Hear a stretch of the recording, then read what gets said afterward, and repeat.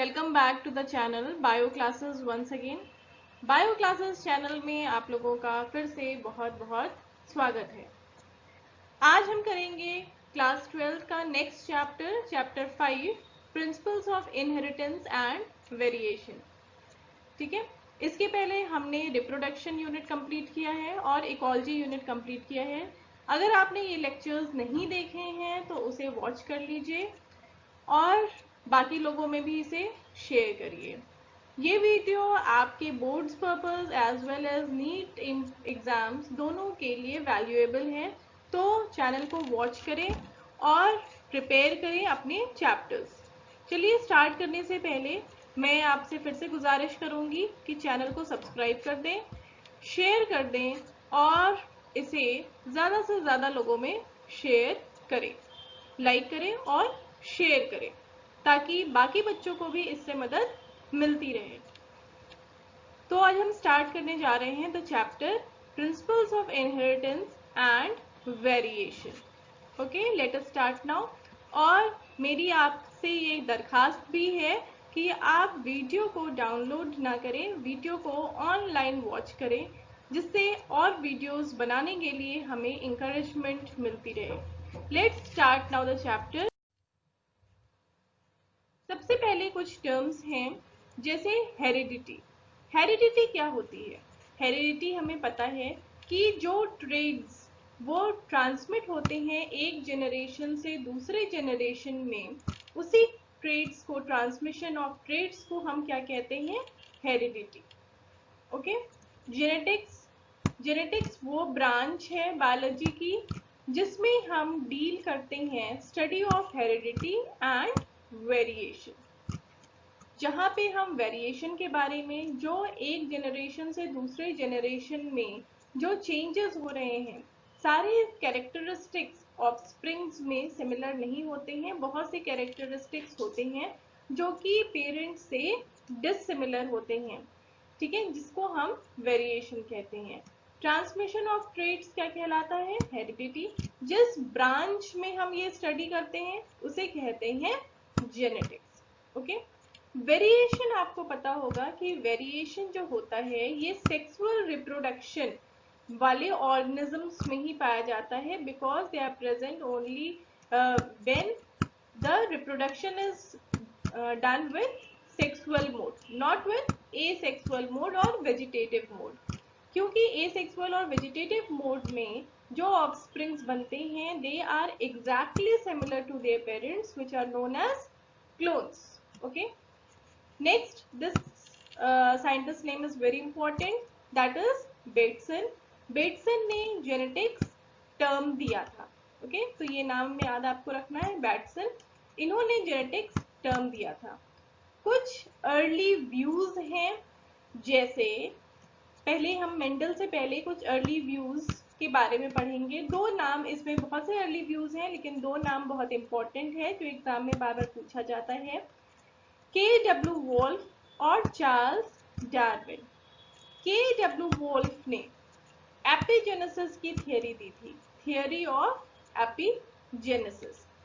इनके अनुसार gametes contain living substance capable of forming organised body after fertilisation. Gametes में कुछ लिविंग सब्सटेंसेस होते हैं जो कि फर्टिलाइजेशन के बाद बॉडी फॉर्मेशन के लिए कैपेबल होते हैं, ठीक है, that is known as epigenesis. Epigenesis means कि गैमीट्स में कुछ लिविंग सब्सटेंसेस होते हैं जो फर्टिलाइजेशन के बाद कैपेबल होते हैं ऑर्गेनाइज्ड बॉडी बनाने में। नेक्स्ट, चार्ल्स डार्विन, बहुत इंपॉर्टेंट है, बहुत बार पूछा गया है नीट एग्जाम में। Theory of pangenesis. Theory of pangenesis, इसका मतलब कि सारी बॉडी सेल्स जो हैं वो कुछ स्मॉल पार्टिकल्स बनाती हैं जिसे हम कहते हैं जेम्यूल्स और पैन जीन्स। ये जेम्यूल्स और पैन जीन्स ये ट्रांसपोर्ट कर दिए जाते हैं बॉडी सेल से to the sex organs via blood. Okay, this was known as gemmules, the particles which was constructed inside each and every cell that was known as gemmules, and these are transmitted to the sex organs through blood.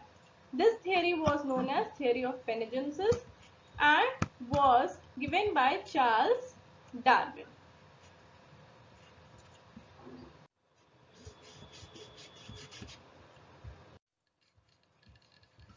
The most important name, that is Gregor John Mendel, who is also known as father of genetics. From 1822 to 1884 ये एक Austrian monk थे. ये natural science और physics के teacher थे in Czechoslovakia. इन्होंने अपना paper present किया. The paper name was experiments in plant hybridisation. And this name is also very important, the paper name. It has been asked several times. And this was read before the conference in the society, in front of the society, Natural History Society, where in Brunn in 1865. So all these names, the experiments in plant hybridization, the society name Natural History Society, and where it was read, the Brunn, all these questions have been asked. ठीक है, तो ये इनके बारे में थोड़ी सी जानकारी है. ग्रेगर जॉन मेंडल, जो कि फादर ऑफ जेनेटिक्स हैं. 1900 में मेंडल के वर्क को उस समय उतनी ज्यादा महत्ता नहीं दी गई.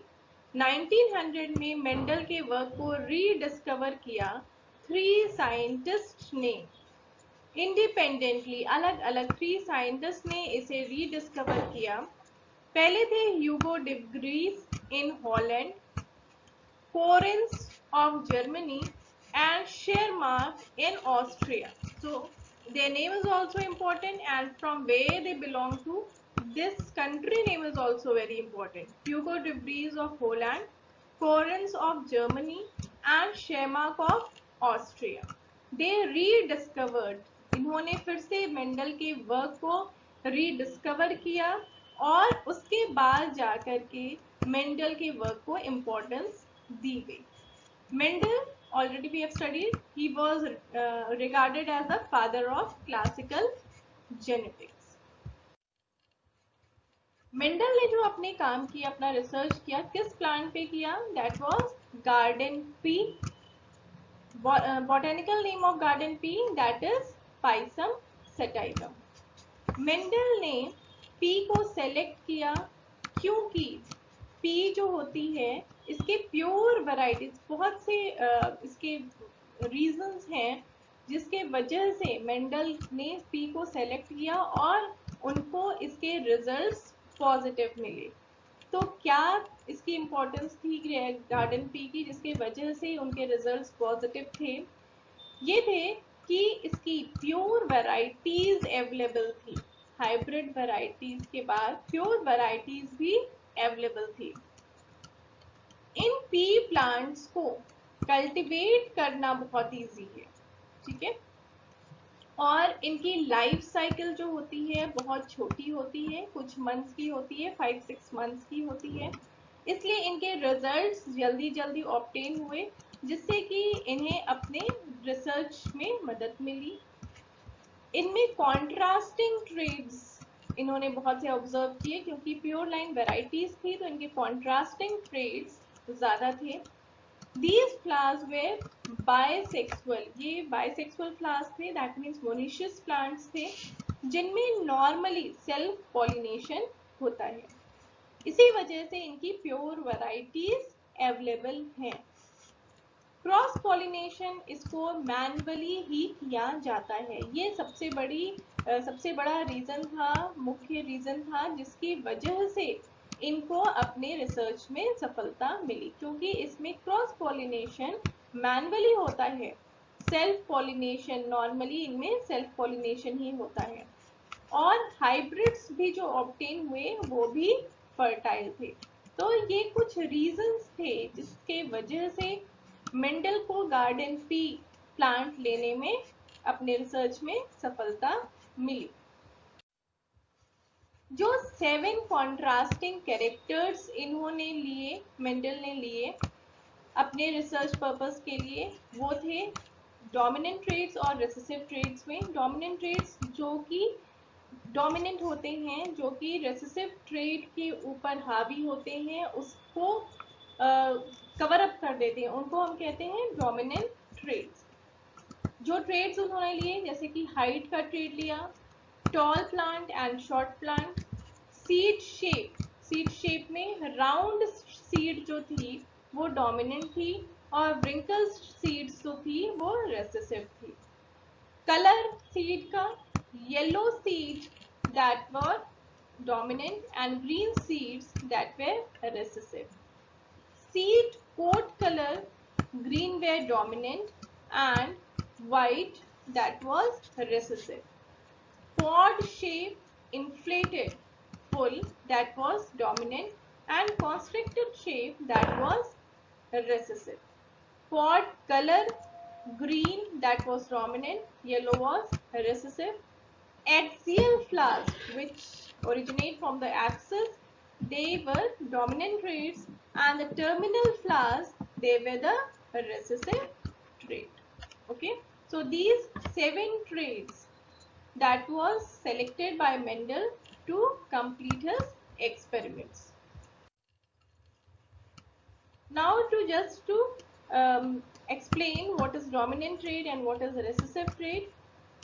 इसमें एक प्लांट इन्होंने लिया जो कि डोमिनेंट ट्रेड है, कैपिटल टी है इसका, तो मतलब कि ये टॉल प्लांट है। इसको क्रॉस कराया गया शॉर्ट ड्वार्फ प्लांट से जो स्मॉल टी है। ठीक है, जो गैमीट्स प्रोड्यूस होंगे, कैपिटल टी क्यों लिखा हुआ है? क्योंकि ये होमोजाइगस क्रोमोसोम्स हैं। होमोजाइगस क्रोमोसोम्स क्या होते हैं? जैसे जो क्रोमोसोम होते हैं वो पेयर्स में प्रेजेंट होते हैं। ह्यूमन में कितने क्रोमोसोम्स होते हैं? ह्यूमन में 23 पेयर्स ऑफ क्रोमोसोम्स होते हैं।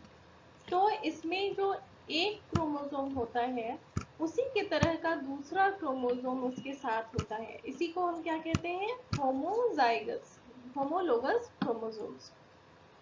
जो इस पे प्रेजेंट होंगे जीन्स, वही जीन्स इसी के पेयर वाले पार्ट पे भी प्रेजेंट होंगे।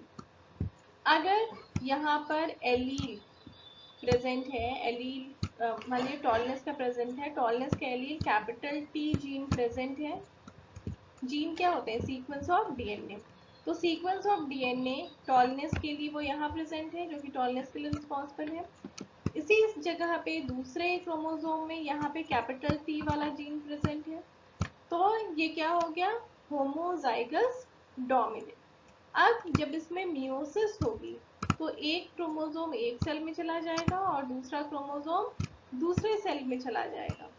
ठीक है, गैमीट्स जब फॉर्म होंगे तो गैमीट में एक टी और दूसरे गैमीट में एक टी। इसी तरह का प्लांट लिया गया, एक टॉल प्लांट और एक ड्राफ्ट प्लांट। ड्राफ्ट प्लांट में गैमीट्स जब सेपरेट होंगे तो कैसे सेपरेट होंगे? Small T and small T. ठीक है, अब इनमें जब यूनियन होगा तो कैसे होगा? कैपिटल टी के 2 गैमीट्स बने और स्मॉल टी के 2 गैमीट्स बने, small T, capital T and capital T. Now when there is fertilization, again when they are allowed to fertilize, this capital T यहाँ का और capital T ये बना लिया capital T small t, again this and this ये बनाया capital T and small t, ये और ये बनाएंगे capital T and small t, ये और ये बनाएंगे कैपिटल टी और स्मॉल टी। तो आप देखेंगे कि सारे जो ऑफस्प्रिंग्स बन रहे हैं इनका जीनोटाइप क्या है?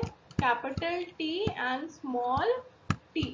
कैपिटल टी और स्मॉल टी इसका जीनोटाइप होगा, लेकिन जितने प्लांट्स बनेंगे ये सारे टॉल टाइप के होंगे। टॉल होंगे, इसका मतलब क्या हुआ? इसका मतलब हुआ कि कैपिटल टी का जो कैरेक्टर था इसने स्मॉल टी के कैरेक्टर को दबा दिया, मतलब ये डोमिनेंट है और ये रेसेसिव है। ठीक है, इसी को हम कहेंगे डोमिनेंट ट्रेट और अगले को कहेंगे जो दब गया, that is recessive trait. Okay,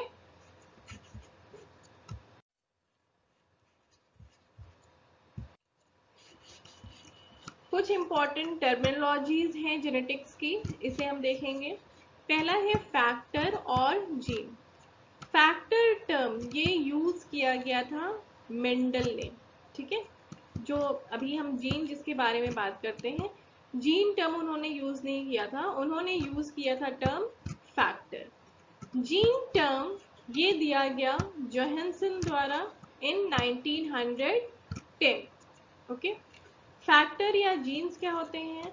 वो फंक्शनल यूनिट जो हेरिडिटी के लिए रिस्पॉन्सिबल होती है, उसी को हम क्या कहते हैं?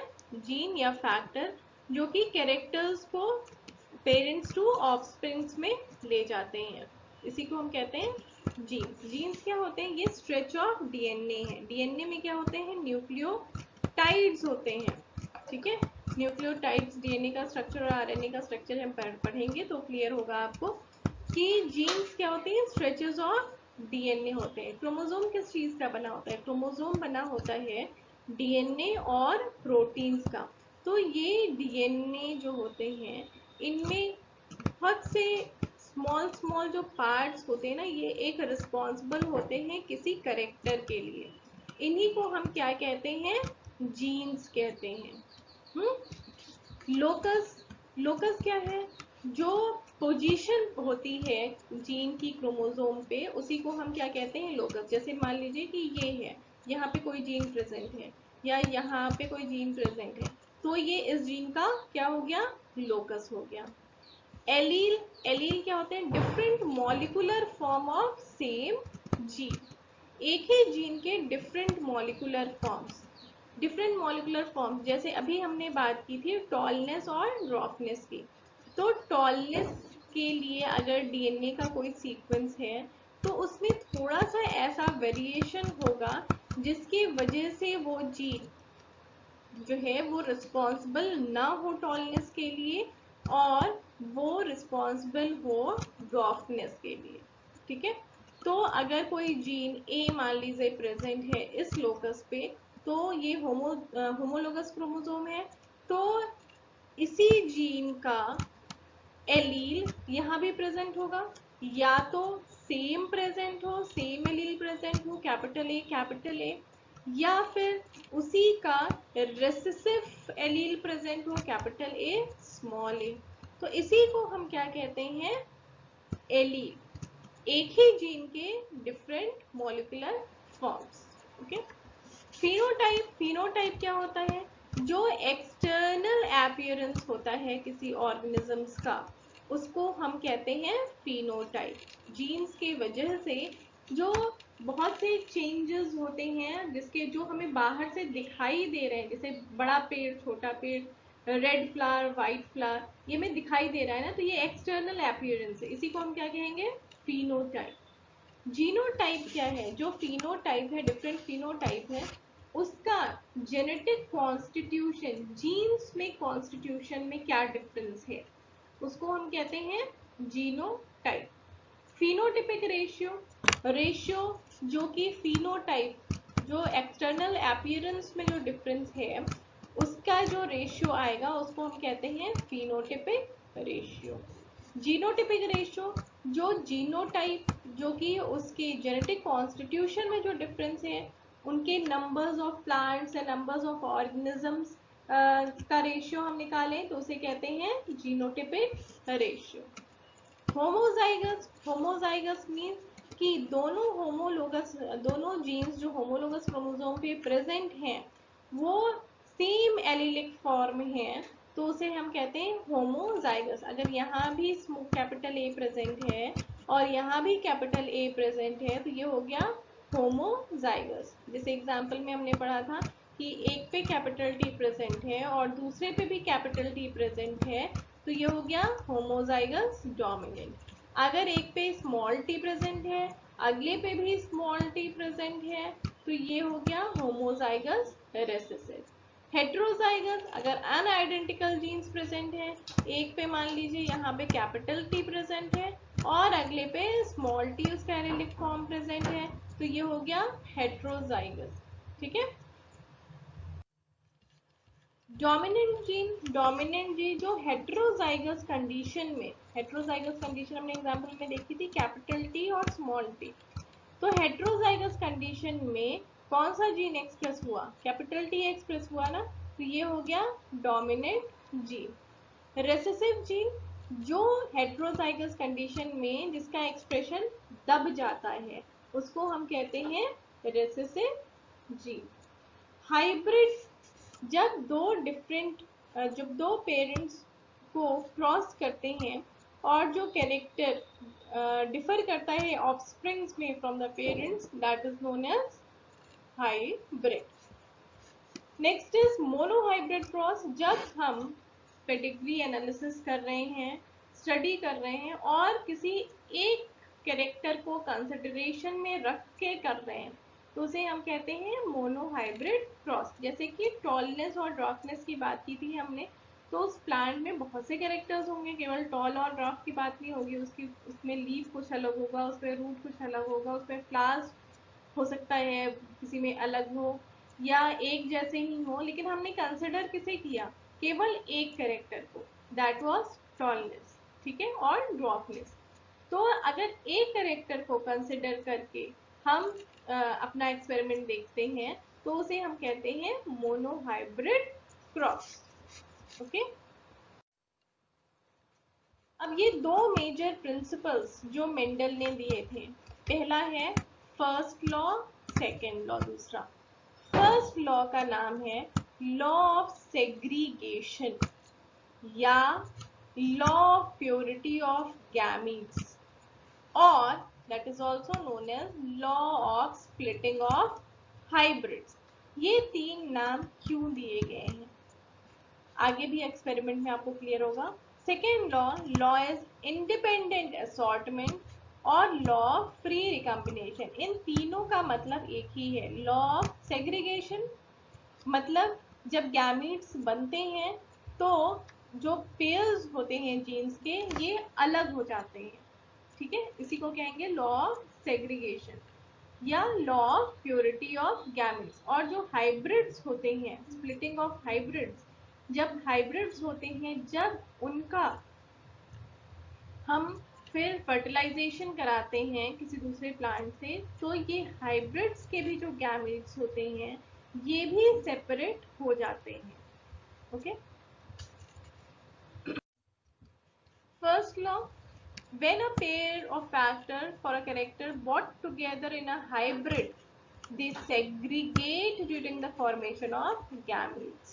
ठीक है, जब हाइब्रिड फॉर्म होता है, जब हाइब्रिड फॉर्म होते हैं ड्यूरिंग फर्टिलाइजेशन, तो जब गैमीट्स बनते हैं तो क्या होते हैं, हाइब्रिड्स जो होते हैं वो सेग्रीगेट हो जाते हैं। इसीलिए इसको कहते हैं लॉ ऑफ सेग्रीगेशन। या गैमीट्स क्या है, प्योर है, प्योरिटी ऑफ गैमीट्स मींस दोनों कैरेक्टर्स मिक्स नहीं हुए हैं, वो नेक्स्ट जनरेशन में अलग हो जाएंगे, इसी को कहेंगे law of purity of gametes. ये दोनों लॉ क्या है, मेंडल्स फर्स्ट लॉ। इसको हम समझ सकते हैं मेंडल्स फर्स्ट लॉ को मोनोहाइब्रिड क्रॉस से। कोई पेरेंटल जनरेशन है जिसका क्या है, जीनोटाइप कैपिटल टी और स्मॉल टी, मतलब ये दोनों होमोजाइगस है। ये होमोजाइगस डोमिनेंट है और ये होमोजाइगस रेसेसिव है। इसके जो गैमेट्स दोनों बनेंगे, दोनों कैपिटल टी होंगे, और इसके जो दोनों गैमेट्स बनेंगे वो कैपिटल स्मॉल टी और स्मॉल टी होंगे। जब ये यूनाइट करेंगे, तो अभी पीछे बताया आपको किस तरह से यूनिट स्क्वायर बनाएंगे इसका, तो ये सारे जो बनेंगे वो क्या बनेंगे, कैपिटल टी स्मॉल टी। ठीक है, तो यहाँ पर क्या हो रहा है, यहाँ पर जो है गैमीट्स सेपरेट हो रहे हैं, सेग्रीगेट हो रहे हैं। ठीक है, अब ये हाइब्रिड्स बन गए। हाइब्रिड्स जब बनेंगे स्मॉल टी का जब हाइब्रिड बनेगा तो इसमें गैमीट कौन कौन से बनेंगे, capital T small and capital T और स्मॉल टी, ठीक है, मेल में भी और फीमेल में भी कैपिटल टी और स्मॉल टी। एक प्लांट है तो उसमें एंड्रोशियम भी होगा, गायनेशियम भी होगा। तो एंड्रोशियम में जो जीन्स प्रेजेंट हैं वो क्या बना रहे हैं, वो जब मियोसिस करेंगे एंथर में पॉलन ग्रेन्स बनाएंगे तो किसी में कैपिटल टी जाएगा गैमीट में और किसी मेल गैमीट में स्मॉल टी होगा। और जो एग होंगे फीमेल में, उसमें भी किसी गैमीट में, किसी एग में कैपिटल टी होगा और किसी एग में स्मॉल टी होगा, ठीक है। तो this one is male and this one is female. After mating, अब एक बार इससे करेंगे, प्यूनेट स्क्वायर बनाएंगे, कैपिटल टी स्मॉल टी बनाया, कैपिटल टी स्मॉल टी बनाया, capital T capital T capital T capital T capital T small T capital T small T small T capital T, तो ये हो गया capital T small T small T small T small T small T. इसमें अलग अलग genotypes बन रहे हैं। पहले जनरेशन में हमें एक टाइप का जीनोटाइप मिला था capital T and small T, लेकिन F2 जनरेशन जो है, ये जनरेशन के दूसरी जनरेशन है F2 जनरेशन, इसमें अलग अलग जीनोटाइप्स हैं। एक जीनोटाइप है कैपिटल टी, दो ऐसे प्लांट्स हैं जिनका जीनोटाइप है capital T and small T, और एक जीन प्लांट ऐसा है जिसका जीनोटाइप है small T and small T. Tall इसमें कौन कौन से होंगे, ये तीनों टॉल होंगे, ठीक है, क्योंकि कैपिटल टी डोमिनेंट कैरेक्टर, ये तो टॉल हो गई, लेकिन ये दोनों भी टॉल होंगे क्योंकि कैपिटल टी डोमिनेंट कैरेक्टर है। तो फिनोटिपिक रेशियो इसका क्या होगा, 3:1, 3:1, 3 tall and 1 short. While genotypic ratio अलग अलग जो जीनोटाइप्स हैं, कैपिटल टी जीनोटाइप का 1, दूसरा कैपिटल टी स्मॉल टी का 2 और and small T and small T का 1, ठीक है। तो जीनोटिपिक रेशियो क्या हो जाएगा, 1:2:1, this will be the genotypic ratio. phenotypic ratio would be 3:1, okay, ठीक है, वही चीज यहाँ पे बताई गई है। तो जब फिनोटिपिक रेशियो 3:1 है, तो अगर हम इसे 100 में लेके चलें तो 35% टॉल होंगे और 25% ड्वार्फ होंगे। ये जो स्क्वायर हम बनाते हैं इसे हम कहते हैं Punnett square, after the name of the scientist Punnett. This square is known as Punnett square. Now the Mendel's second law, which is also known as law of independent assortment or law of free recombination. Okay, law of independent assortment or law of free recombination. That means कि gametes के जो alleles हैं जब वो segregate होते हैं, segregate होना that was the first law, जब ये segregate होते हैं तो ये फ्रीली रिकम्बिनेट होते हैं किसी दूसरे गैमेट से, ठीक है। वो किसी, जैसे कैपिटल टी से भी जुड़ेगा, कैपिटल टी स्मॉल टी से भी जुड़ेगा, तो ये इनमें जो रिकम्बिनेशन हो रहा है ये इंडिपेंडेंट है। This is known as law of independent assortment और फ्री रिकम्बिनेशन। इसको ज्यादा अच्छे तरीके से हम डाई हाइब्रिड क्रॉस की मदद से समझ सकते हैं। डाई हाइब्रिड क्रॉस में उस एक्सपेरिमेंट में जिसमें कि दो कैरेक्टर्स एक साथ लिए कंसिडर किए जाते हैं उसको हम कहते हैं डाई हाइब्रिड क्रॉस। इसमें जो कैरेक्टर्स कंसिडर किए गए हैं, दो pairs of characters, that is round and yellow seeds, ठीक है। ये दोनों क्या है, डोमिनेंट ट्रेड है, कैपिटल आर कैपिटल वाई। और दूसरा प्लांट लिया गया व्रिंकल्ड एंड ग्रीन, ये दोनों रेसेसिव ट्रेड है, स्मॉल आर स्मॉल वाई। तो राउंड व्रिंकल्ड के ऊपर डोमिनेंट है और येलो कलर ग्रीन के ऊपर डोमिनेंट है। तो दोनों प्लांट्स जो लिए गए पेरेंटल प्योर लाइन के थे, एक डोमिनेंट था जिसके दोनों कैरेक्टर्स डोमिनेंट थे। Dominant in the sense what, in the sense in दोनों जीन्स के लिए डोमिनेंट है। ठीक है, कौन से जीन्स? जो सीड का शेप है राउंड और कलर येलो, और दूसरा प्लांट इन दोनों ट्रेड्स के लिए रेसेसिव है। कोई जरूरी नहीं कि उसके सारे ट्रेड्स रेसेसिव हो, इन दोनों ट्रेड्स के लिए वो रेसेसिव है। ठीक है, अब ये जो एक्सपेरिमेंट किया गया, parental generation, capital R capital Y round and yellow, और दूसरा जो सीड था dwarf wrinkled and green, this was the recessive trait. इसमें जो गैमीट्स बनेंगे, गैमीट्स इसके कौन कौन से बन जाएंगे? गैमीट्स इसके बनेंगे कैपिटल आर कैपिटल वाई। ठीक है, क्योंकि ये कैसे प्रेजेंट, जैसे क्रोमोसोम है तो क्रोमोसोम पे यहाँ पे मान लीजिए आर जीन प्रेजेंट है। ठीक है, इसका भी आर जीन प्रेजेंट है। दूसरा जीन वाई, कैपिटल वाई यहाँ प्रेजेंट है और कैपिटल वाई यहाँ प्रेजेंट है। तो जब मियोसिस होगी तो जो गैमीट्स बनेंगे वो ऐसे होंगे। तो एक गैमीट बना कैपिटल आर कैपिटल वाई और दूसरा गैमीट बना कैपिटल आर कैपिटल वाई। दूसरा जो प्लांट है विच इज, इसमें कैसे क्रोमोसोम्स प्रेजेंट है? क्रोमोसोम्स पे यहाँ पे स्मॉल आर प्रेजेंट है और यहाँ पे भी स्मॉल आर प्रेजेंट है, यहाँ पे स्मॉल वाई प्रेजेंट है और यहाँ पे भी स्मॉल वाई प्रेजेंट है। ठीक है, तो जब ये सेग्रीगेट होंगे, मियोसिस होगी, तो जो गैमीट बनेंगे उसमें कैसे बनेंगे? स्मॉल आर स्मॉल वाई और स्मॉल आर दूसरा वाला स्मॉल आर स्मॉल वाई। ठीक है, अब जब हम प्यूनेट स्क्वायर बनाएंगे इसका इस तरीके से, तो ये एक मेल हो गया, एक फीमेल हो गया, एक मेल हो गया, एक फीमेल हो गया।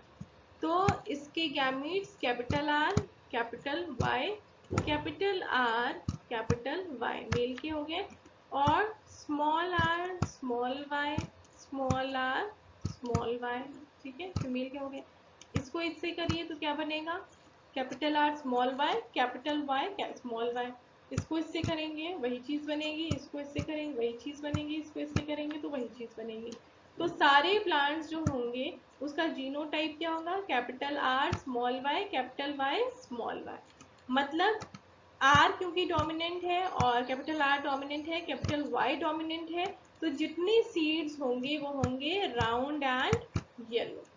ओके, अब इसके जो गैमीट्स बनेंगे, इसे ध्यान से देखिए, इसके जो गैमीट्स बनेंगे ये है, ये है, यहाँ पर आर है, यहाँ पर स्मॉल आर है, यहाँ पर कैपिटल वाई है और यहाँ पर स्मॉल वाई है।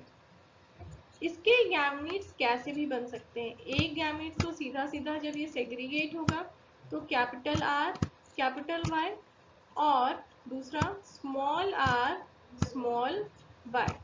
दूसरा गैमीट कैसे हो सकता है? जब ये रिकम्बाइन करे, ये पोर्शन यहाँ जुड़ जाए और ये पोर्शन यहाँ जुड़ जाए, तो कैसा बनेगा gamete? Capital R small Y और इधर वाला स्मॉल आर कैपिटल वाई। तो ये चार टाइप के गैमीट्स बनेंगे, capital R capital R small R capital Y small Y. ठीक है, मेल में भी और फीमेल में भी। अब जब इनमें फर्टिलाइजेशन होगा तो इसके साथ ये बनेगा, इसके साथ ये बनेगा, इसके साथ ये बनेगा, इसके साथ ये बनेगा। तो इस तरह से ये सारे फर्टिलाइजेशन के बाद बनेंगे। ठीक है, जिसमें जो येलो से रिप्रेजेंट किया गया है वो डोमिनेंट ट्रेड्स हैं, कैपिटल आर। ठीक है, जितने येलो से दिखाए गए हैं ये सारे डोमिनेंट ट्रेड्स हैं, जिसमें प्रेजेंट क्या है? कैपिटल आर और capital Y, at least one capital R और कैपिटल Y अगर प्रेजेंट होगा तो वो डोमिनेंट ट्रेड होगा, जो रिप्रेजेंट करेगा round seeds, round and yellow seeds. तो ये कितने हैं? 1 2 3 4 5 6 7 8 9। तो फिनोटाइप में राउंड एंड येलो कितने हो गए? 9। ग्रीन एंड राउंड के लिए क्या चाहिए? राउंड के लिए कम से कम एक कैपिटल R चाहिए, और ग्रीन है तो इसके दोनों जो होंगे वो स्मॉल y होने चाहिए।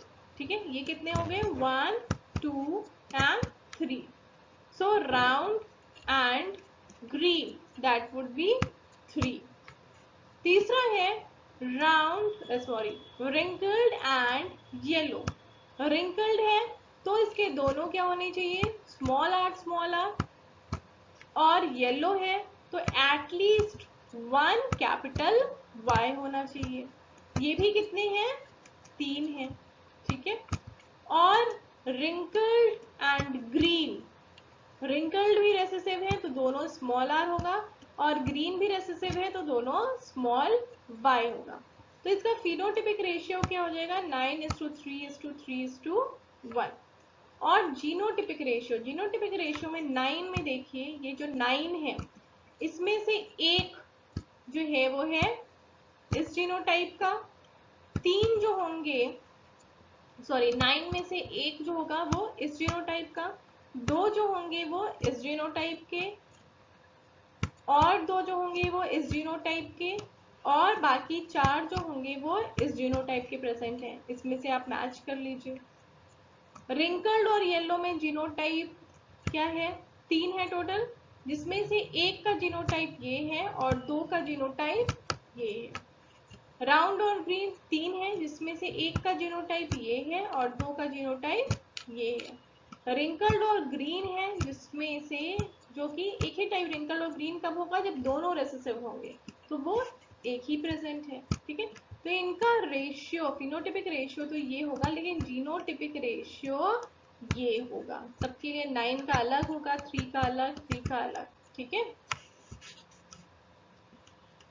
तो इस एक्सपेरिमेंट से हमें पता चल रहा है कि जो ईच पेयर ऑफ एलील है ये इंडिपेंडेंटली सेग्रीगेट हो रहे हैं। ये इससे भी ये जो है ये इससे भी कंबाइन कर सकता है, या ये इससे भी जुड़ सकता है जब गैमीट्स बन रहे हैं। हाइब्रिडाइजेशन हो रहा है तो ये इससे भी जुड़ सकता है, या फिर जो RR दूसरे वाले हैं उससे भी जुड़ सकते हैं। तो ये इंडिपेंडेंटली जो है ये गैमीट्स सेग्रीगेट करते हैं, और ये इंडिपेंडेंट असॉर्टमेंट भी होता है, ये कंबाइन भी इंडिपेंडेंटली करते हैं। ठीक है, मेंडल्स ट्राई हाइब्रिड क्रॉस में इन्होंने 3 कैरेक्टर्स लिए, round, yellow seeded with red flowers जो डोमिनेंट थे, और जो रेसेसिव थे रिंकल्ड, ग्रीन और वाइट फ्लावर्स। इनके कॉम्बिनेशन में 64 प्लांट्स आए, जिनका रेशियो क्या था? ये रेशियो याद कर लीजिएगा, 27:9:9:9:3:3:3:1। ठीक है, ये सारे डोमिनेंट है। इसमें से एक डोमिनेंट, 2 डोमिनेंट, एक रेसेसिव, कोई 2 डोमिनेंट और एक रेसेसिव, 2 डोमिनेंट और एक रेसेसिव। फिर 3 वाले में क्या है? 2 रेसेसिव और एक डोमिनेंट। 3 वाले में और दूसरा क्या है? 2 रेसेसिव और एक डोमिनेंट। फिर 3 वाले में 2 रेसेसिव और एक डोमिनेंट, और 1 क्या है? तीनों रेसेसिव। ओके, तो ये था रेशियो ट्राई हाइब्रिड क्रॉस का। ठीक है, यूज ऑफ मेंडलिज्म हम देखें। Uses for improvement of plant animals, बहुत सा आर्टिफिशियल हाइब्रिडाइजेशन किया जाता है जिसमें हम इंडिपेंडेंट असॉर्टमेंट देखते हैं, और जिससे हम बहुत सी वैरायटीज को इम्प्रूव करते हैं। जैसे कि बेस्ट एग्जांपल है ट्राइटिकेल। ट्राइटिकेल ये एक मैन मेड सीरियल है जो कि बनाया गया था by the hybridization of wheat and rye plant. ये सीड बनाया गया था व्हीट एंड राई प्लांट के हाइब्रिडाइजेशन से। आर्टिफिशियल इंसेमिनेशन किया जाता है एनिमल्स में, किस लिए? बहुत से कैरेक्टर्स के लिए, जो हाइब्रिड्स हो उनमें डोमिनेंट कैरेक्टर्स आ जाएं, for improving the quality of milk, meat, egg, this for improving these qualities in the animals, this artificial insemination is done. इसके basic concept इसके behind ग्रेगर और मेंडल का के जो laws ही हैं, ठीक है। तो ये फर्स्ट वीडियो था आपका। इसके अलावा इसमें बैक क्रॉस एक टर्म और टेस्ट क्रॉस एक टर्म हम पढ़ेंगे। बैक क्रॉस क्या होता है? बैक क्रॉस होता है जब F1 इंडिविजुअल को क्रॉस कराया जाता है किसी भी पेरेंट से, तो उसे हम कहते हैं बैक क्रॉस। जैसे कि F1 इंडिविजुअल TT है, अगर किसी भी पेरेंट या तो प्योर डोमिनेंट हो या फिर प्योर रिसेसिव हो, अगर प्योर डोमिनेंट से क्रॉस कराते हैं तो जितने प्लांट्स बनेंगे वो सारे टॉल होंगे, ठीक है, वो सारे टॉल होंगे। कुछ होमोजाइगस होंगे और कुछ हेट्रोजाइगस होंगे, लेकिन सारे टॉल होंगे। लेकिन अगर F1 जनरेशन को हम रेसेसिव पेरेंट से क्रॉस कराते हैं तो जो बनेंगे ऑफस्प्रिंग उसमें से आधे टॉल होंगे और आधे ड्रॉप होंगे, ठीक है। इसी को कहते हैं बैक क्रॉस। टेस्ट क्रॉस किया जाता है ये देखने के लिए कि जो F1 जनरेशन है अगर वो टॉल है तो ये हमें देख के पता नहीं चलेगा कि वो हाइब्रिड है कि प्योर लाइन है।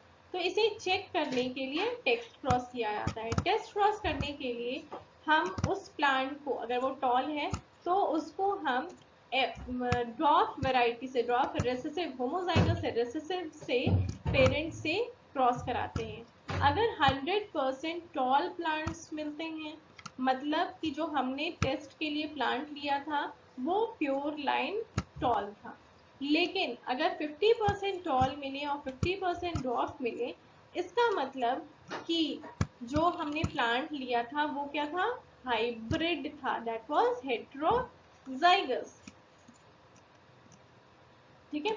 डाई हाइब्रिड टेस्ट क्रॉस में हेट्रोजाइगस अगर डोमिनेंट ये है, अगर इसे प्योर रेसेसिव से अगर हम इसे क्रॉस कराते हैं तो इसका रेशियो मिलता है 1:1:1:1, जिसके इन जीनोटाइप का रेशियो मिलता है हमें ये। मतलब जो हमने प्लांट लिया टेस्ट के लिए वो क्या था? वो था आपका हेट्रोजाइगस। अगर होमोजाइगस होगा तो सारे राउंड एंड येलो मिलेंगे, ठीक है। फिजिकल बेसिस ऑफ हेरिडिटी किसे कहते हैं ये पूछा गया। फिजिकल बेसिस ऑफ हेरिडिटी क्या होती है? ऑप्शंस दिए रहेंगे आपको, gene, chromosome, nucleus, chromatin material. तो इसका आंसर होता है फिजिकल बेसिस ऑफ हेरिडिटी क्या होती है? क्रोमोसोम्स, क्योंकि जीन्स जो होते हैं वो क्रोमोसोम्स पे प्रेजेंट होते हैं। सटन एंड बवेरी, ये दो नाम इंपॉर्टेंट है, सटन एंड बवेरी। इन्होंने बताया कि जो हेरिडिटरी फैक्टर्स होते हैं या जीन्स होते हैं ये कहाँ प्रेजेंट होते हैं? ये क्रोमोसोम्स पे प्रेजेंट होते हैं। तो फिजिकल बेसिस ऑफ हेरिडिटी में नाम आता है सटन एंड बवेरी का। और फिजिकल बेसिस ऑफ हेरिडिटी है क्या? वो है क्रोमोसोम्स। तो ये फर्स्ट लेक्चर हमने केवल मेंडल के बारे में पढ़ा है और टेस्ट क्रॉस और बैक क्रॉस पढ़ा है। काफ़ी लंबा चैप्टर है ये, ध्यान से देखिएगा। और नेक्स्ट वीडियो में हम इंटरेक्शन ऑफ जीन्स के बारे में पढ़ेंगे, तो इसके लिए आप नेक्स्ट वीडियो भी ज़रूर देखेंगे। और आपके कोर्स में कोडोमिनेंस और इनकम्प्लीट डोमिनेंस भी हैं। इसके अलावा और भी जो इंटरेक्शन ऑफ जीन्स है उसके बारे में भी हम आपसे नेक्स्ट वीडियो में डिस्कस करेंगे, क्योंकि उसमें से भी क्वेश्चंस एग्जाम में पूछे जाते हैं, ठीक है। तो thank you for watching once again. और मुझे लगता है समझ में आया होगा। अगर आपको यूनिट स्क्वायर बनाने में या और कहीं भी किसी भी स्लाइड में और कहीं प्रॉब्लम है तो प्लीज़ आप कमेंट करिए और मुझसे पूछिए, आराम से पूछिए। कोई भी क्वेश्चंस हो इसके रिगार्डिंग या बायोलॉजी से रिगार्डिंग तो आप कमेंट सेक्शन में दे सकते हैं। Thank you once again for watching. Channel को फिर से कहूँगी सब्सक्राइब कर दें, लाइक कर दें। जिन्होंने भी सब्सक्राइब नहीं किया है, केवल वॉच करते हैं और डाउनलोड करते हैं, ऐसे लोगों से प्लीज़ मेरी गुजारिश है, रिक्वेस्ट है कि आप चैनल को सब्सक्राइब करिए और डाउनलोड करके वीडियो को वॉच मत कीजिए। चलते हैं, शब्बा खैर, बाय बाय।